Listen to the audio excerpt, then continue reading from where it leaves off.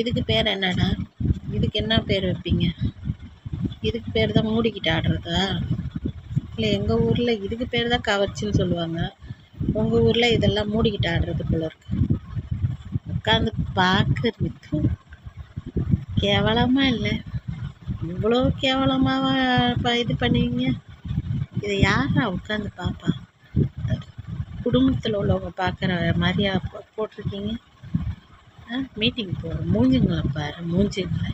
இதில் வேற கீழே வந்து அந்த பொம்பளை மூஞ்சிக்கிட்டு நேராக குத்துறா, ஈன்னு பல கடிக்கிட்டு இருக்கிற. இவ்வளோ கேவலமாக ஆகிக்கிட்டு வரீங்க. வர வர கவர்ச்சியை பற்றி பேசுகிறீங்க நீங்கள். கவர்ச்சி நல்லா இருக்குது, இந்த கவர்ச்சி சூப்பராக இருக்குது. இதே மாதிரி தமிழ்நாட்டில் கவர்ச்சி காட்டிக்கிட்டே இருங்க, நல்லா வந்துடுவீங்க நீங்களாம். எப்படி இப்படியா இது மீட்டிங் நடக்கும்? இந்த மாதிரி கேவலமான மீட்டிங்கெல்லாம் எந்த தமிழ்நாட்டில் கூட நடத்தினதே கிடையாது.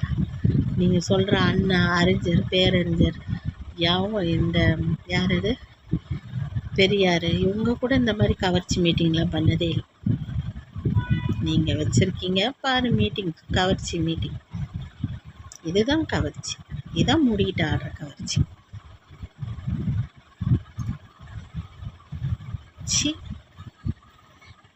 இதில் வேற எங்கள் அண்ணன் ஸ்டாலின் அண்ணன் இந்த மாதிரி கவர்ச்சியாக காட்டி காட்டி அண்ணன் தம்பி ஆக்கி வச்சுருக்கிறாங்க.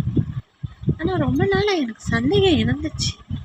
ஏன்னா நம்ம கலைஞர் ஐயா இருக்கிறார்ல, கலைஞர் ஐயா, அவருக்கு ஏற்கனவே புருஷங்க இருந்தும் அவங்கள ஒதுக்கி விட்டுட்டு, அவங்கள பொட்டையாக்கி விட்டுட்டு அவங்க பொண்டாட்டிங்களை கூட்டிகிட்டு வந்துடுவார். யாரை சொல்கிறது தெரியுதா? அவரும் ஒரு நடிகர் தான்.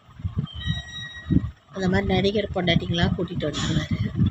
அங்கங்கே பிள்ளைங்க இருக்குது.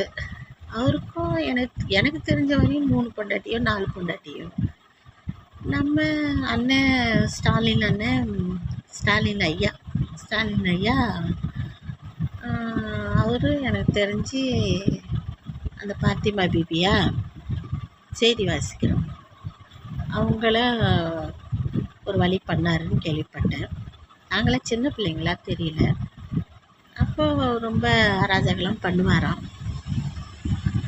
அப்புறம் இப்போ நம்ம அண்ணன் உதயநிதி அண்ணா, அவரும் பாட்டை எல்லாம் குடித்தார். பையன் எவ்வளோ கேவலமாக, இது யாருன்னு தெரில.